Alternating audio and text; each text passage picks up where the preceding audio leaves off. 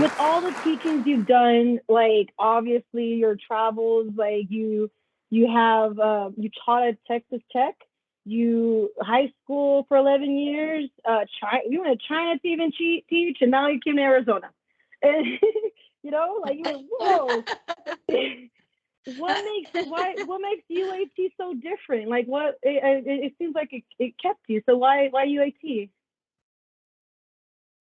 Oh, I love UAT. I love the personal aspect of it where you don't feel like a number. I feel like the students, we know our students, and that's very important to me because I love people and I want to engage with my students and get to know them. And so I love that I get to see them semester after semester if they take more of my classes, and I get to hear how their summer break was or their Christmas break. And um, so I love that feel of it. I feel like the administration here makes us feel so valued, and they really respect our expertise. And as a professor here, you get a lot of flexibility in things that you want to teach. So um, like Mark Smith and we wanted to teach a class on business math. We're like, I think it'd be so important for students to have all these, right, these budgeting skills and know how to pay a mortgage and how to do their taxes. And so they were like, yeah, do it. And then Professor Glover and we wanted to do a science and math class where they blow things up. So Professor Glover takes care of that stuff. I just come in and do the math behind it. But so yeah, a lot of variety if you wanted, and they're very open to different classes that you propose. So I love that piece, and I just love our student population here. All of the students that I've had have been so respectful and so kind, and I don't know if that's the same at other universities, but I just really love our students here. So that's good. Oh, that's awesome. It sounds like, because I'm a remote student. It sounds like an amazing atmosphere. Like kind of like you can run your own business, like or get Mhm. some development project, like kind of like a business, like a team, like a lot of team effort in this school for sure. Like, Yes. um, Yes. so with that, as a teacher, like especially at UAT, do you see like there's like some universal challenges that students have that you've noticed like with any of the age with like all ages that you could see an obstacle with, or what have you observed in your educational career? Oh, that's a good question. Let's see. Challenges. I think the biggest challenge is students, I think wanting to, I think after COVID, it was hard to get back into in-person classes. And Yes. so attending, yeah. And I get it, It was right? hard. It's been convenient to be at home, yeah. But I feel like there's so much advantage to the in-person aspect if you're able to, just because you get to interact with your peers and with your teacher, and so it's just a different experience. So I think that COVID's obviously created a little bit of a challenge, but yeah, I It guess did. specifically with math, it can be a challenge sometimes when if a student hasn't had math in a long time, because we have all ages. And Hmm. so if it's been like 15, 20 years, it can be a struggle to take a math class again. And so I know there's a lot of fear around math sometimes when that's the case, which I totally understand. Um, so yeah, so trying to get the students um, feeling a little more confident about math in that case is one of my challenges, and which I embrace, but because I want to get them to be excited about math, but yeah, sometimes that can be a challenge. Yeah, I feel like with math, like there's a lot of visual like to it, that like visual reassurance sometimes. I mean, I like that my teacher would show me examples like that were relatable to what I was working on, like don't give me a Yes. problem from Mhm. that's like XYZ, but you're over here talking about ABCD, like, or I know it sounds weird, but it's like it's totally like not what you gave Yeah. us. That's not what you gave us.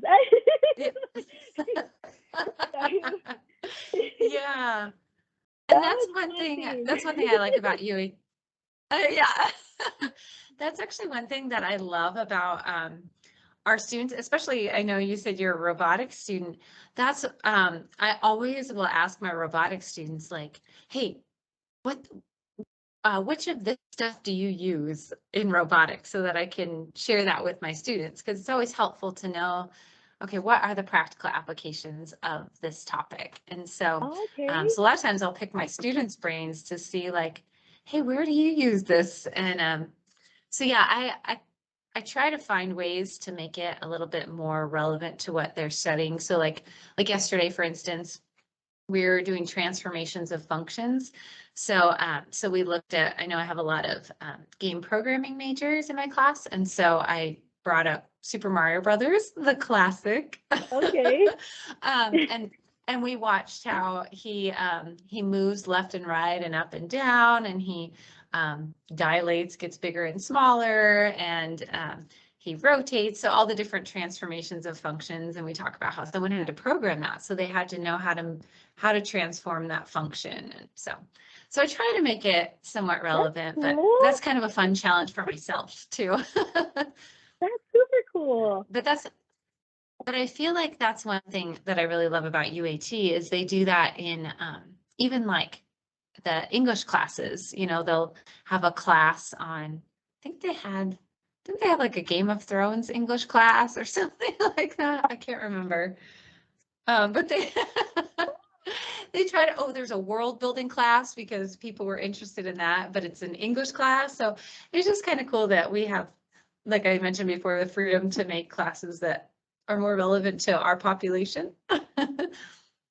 Absolutely. I mean, well, I do have like because you talked about like relating like career based with robotics. I actually Mm. worked with robotics at a genetics laboratory. I was a college patient tech. I did a lot of like maintenance on them with even with centrifuges Uh-huh. and stuff like that because Wow. robotics is going big in the medical field. They're trying to replace laboratory techs with robots. They are. Mm. And the biggest Yeah, that makes thing sense. they are, and the biggest thing that I'm seeing is that they need people that are in robotics that know a lot about measurement, Okay. balances, and stuff like that, that kind of stuff. I do know Mm. the one thing that speaks out is if ASQ certification and like what is it called metrology. Like and basically that's the biggest Mm-hmm. thing because especially when and I want like with the medical field, not only are you going to do it, you have to know robotics, you have to know chemistry, and so you're gonna and Oh physics and all this yeah. crazy stuff. So yeah, so you're gonna have to know a lot of math to make sure you're right to program the robot to give Yeah. the right measurements for these specimens, the right chemicals, the right everything. You have to program them. And then and then you can have like one robot, and I would have an automation team and the service engineering, but the automation too will have to know the math behind it. They have to, it's a requirement. They have to know the chemistry to program the robot to do it. Uh-huh. So like I Oh do know for a wow. fact that there's a lot of measurement involved in robotics if they were to want to go to lab stuff because like I know a lot of automation is going to lab right now. So I'm just a tip on that one. I don't Mm. know. Yeah, thank you. That's so helpful to know. I love sharing Yeah, those things with my students because then I'm like, see, math is important. it is very like to That's the great. T, especially with patient care. Especially Yeah, with patient care. Um. Okay. that So. makes Oh, sense. I wouldn't have thought of that then. yeah. No. And it's. Yeah, I didn't think about that either. Like when I stepped in, I was all like, "Oh yeah, modules and wires, and that's all I need to know." And it's crazy because Yeah. like Yeah, that's what I it's thought. not like that at all. Sorry. It's Yeah. so. But All right. What a So great field to be going into. yeah, it's pretty hectic. um, it was something. um, Oh, I so bet. you have any projects you do with your students? Is there any math projects you have going on, like that you demonstrate, like this is why math is important, like or something like? Yeah, Sorry. let's see. Yeah, so in different classes, we have some different projects. So right now in my statistics class, they actually are conducting a survey. Um, and then they're going to have to analyze the results and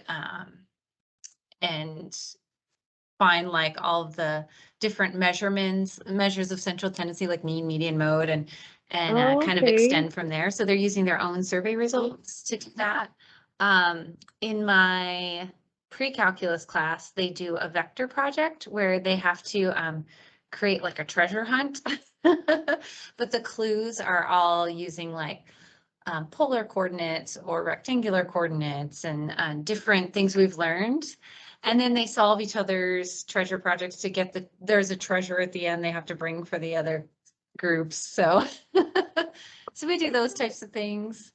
Wow. Do And they then in like the get? business math class, I'm sorry. I'm so sorry. Do they get a grade? Like if like oh no, whoever if they get like if they can't figure it out, like they get like, or is it just for fun? Like they just like try to figure out each other's treasure stuff, or what do they get to do with those treasure yeah, it hunts? is for a grade. So Okay. if the other groups they kind of grade it for me first, because if they can't get through the clues, then I'll take a look at it and figure out where they're going wrong and see if it's them or the other group. But yeah, they get a grade for doing their own project and then for also doing the calculations on someone else's project. So it's kind of like a Yeah, quiz grade. that's so Yeah, cool. so I enjoy that. It's kind of fun to see the things they come up with. Some of them, they'll do like different galaxies or um, someone did like a UAT treasure hunt where you actually go around the school That's cool. and get clues. So that was kind of fun. So yeah, that one I enjoy watching. Nice. But and then in my business math class, they have to create a budget. So that's kind of a project. And then they actually for when we talk about mortgages, they have to go online to Zillow and find a house that they would want to buy. And they have to Nice. then calculate the monthly mortgage payment. And then I make them find the total interest they'll end up paying over the 30 years, which is a little eye-opening. Just for taking out a loan. So that one is kind of fun too because it's real life. Adult stuff. Like whoa, that's good. No, that's good. That's so good. Like it sounds like you guys are relating like this like the what you would face in real life and reality with like mortgages or even taxes. Or do you do like taxes too or something? Like yeah. Yeah, we look at taxes and I have them fill out a W-4, but Oh. we don't do anyone specifically because it's Oh, of course. sometimes it's taxes, Yeah. sometimes it's not, but Yeah. But that's but so yeah, we look good. at that. Yeah, I really enjoy teaching that class because it's so relevant. Mm-hmm. Yeah, they need I that for enjoy it. high school. Like to start off Yes, yes. So people. Like actually, yeah, when I taught high school, one of my friends taught at another school in our district, and he started teaching a financial applications class for seniors. And so I asked if I could teach it at my school, and he gave me the curriculum, and it was a game changer for those seniors because they were getting ready to graduate and budgeting college. And I was like, oh, I'm so glad that we're teaching this at the high school level now. And so I don't know if they're continuing to do that in other high schools, but I know the one I taught at was starting to see the importance of it. So nice. hopefully, but yeah, I That's know when I amazing. got to college, I had no idea what I was doing. I Yeah, had to call my mom. like I'm like, Mom, how do I write a check? hey, how do I? What am I? How do I do Yeah. this? Like Yeah. I need to go take classes. Yeah. I and I actually did. Like, I actually Yeah, did. that's good. So with 5 week and 15 week, how do you change that your teachings with those? Like from a 5 week student that's taking your class to a 15, like is there different ways you approach them or how? Yeah, so the 5 week, they have more discussions, like on discussion Mm, boards versus the 15 week don't have discussions because they're discussing in class.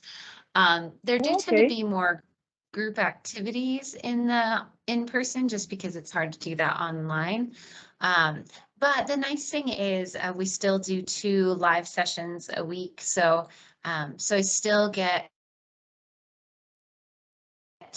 not as those live sessions online due to working during the day and like that, but I still will have some students attend live there. So I think UAT does a good job of trying to include um, the online just as much as the on ground and make them feel like they're.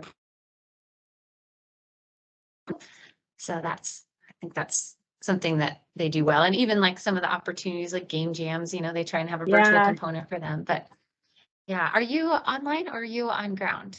I'm strictly online. I kind of do wish I was on ground because it sounds like because I love hands-on experience that's provided over there at the school.